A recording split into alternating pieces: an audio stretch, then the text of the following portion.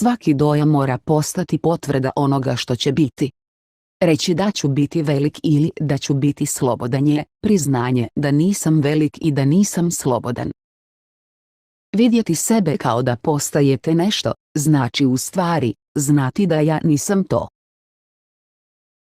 Biti pod dojmom, to znači dopustiti nekom osjećaju da isti trenutak bude utisnut do ja. Svi su izrazi, manifestacije, rezultat utisaka stvari, ljudi i događaja do nivoa osobne identifikacije postojanja, to jest do ja jesam koji jesam. Samo ako tvrdim da sam ono što želim biti, izraziti, manifestirati, ću takve tvrdnje. Neka sve vaše želje budu čvrsto utisnuti dojmovi onoga što jest, a ne onoga što će biti. Jer ja jesam, vaše svijesno osjećanje da postojite, je Bog, a Bog je punina svega, vječni sada, ja jesam koji jesam. Znakovi slijede, ne prethode. Nikada nećete vidjeti znakove onoga što će biti. Ne razmišljajte o sutra, jer su vaša sutra izrazi vaših današnjih dojmova. Druga poslanica Korinčanima, 6:2 Evo, sada je vrijeme milosti. Evo, sada je dan spasenja. Sada je prihvatljivo vrijeme, kraljevstvo Božje je blizu. Marko 1:15 je sve. Znači, sadašnji trenutak je jedini dio vremena kad je spoznaja moguća. Isus, spasenje, je rekao, ja sam uvijek s vama. Vaša svjesnost je spasitelj koji je uvijek s vama. Ali, ako zaniječaš svoju svjesnost, i ona će tebe zanijekati.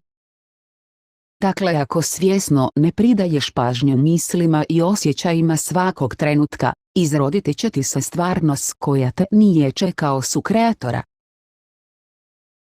Vi ga poričete tvrdeći da će se pojaviti, kao što milijuni danas rade kada tvrde da će spasenje doći. A ta tvrdnja je jednaka tvrdnji, nismo spašeni. Morate prestati tražiti da se vaš spasitelj pojavi i tvrditi da ste spašeni sada, a znakovi vaših tvrdnji će uslijediti. Kad je udovica upitana, što imaš u svojoj kući? Drugi. Kraljevima 4:2. U njezinoj tvrdnji je postojalo priznanje supstance, da sada ima bočicu ulja, a ne prazne mjere.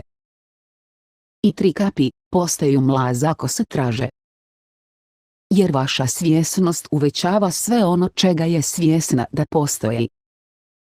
Tvrditi da ću imati ulje, radost, znači priznati da imam prazne mjere, pa će svjesnost o nedostatku proizvesti nedostatak. Bog, vaša svijest, ne poštuje osobe i može izraziti samo ono čime je dojmljena, impresionirana, pod utiskom.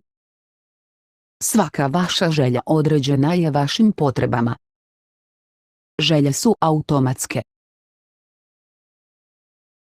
Znajući da ste svjesni želje i da je vaša svijest Bog, trebali biste na svaku želju gledati kao na izgovorene Božje riječi koje vam govore o onome što jest.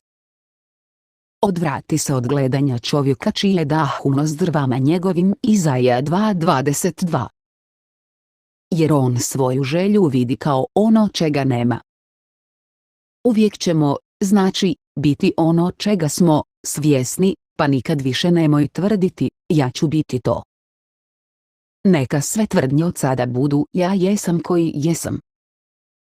Prije nego što me zazovu, ja ću se odazvati, Izaja 65:24.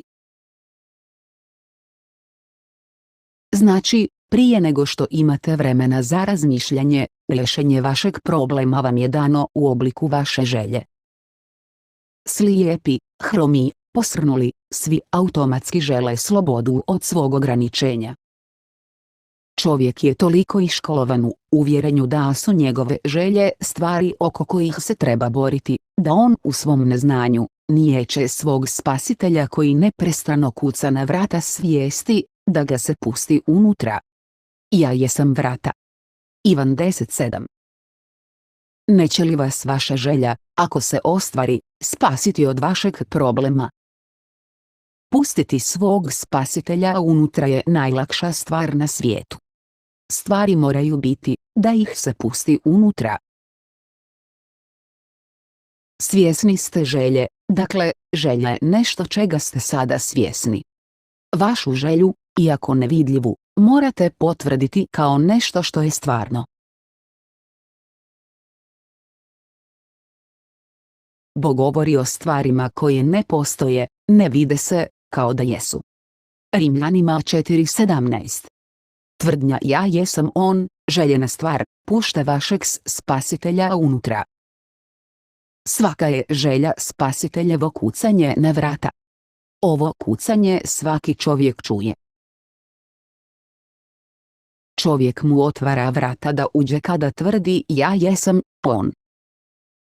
Pobrinite se da pustite svog spasitelja unutra, dopuštajući da se željena stvar utisne do ja jesam sve dok ne budete dojmljeni sadašnjošću vašeg spasitelja i izgovorite povik pobjede. Učinjeno je.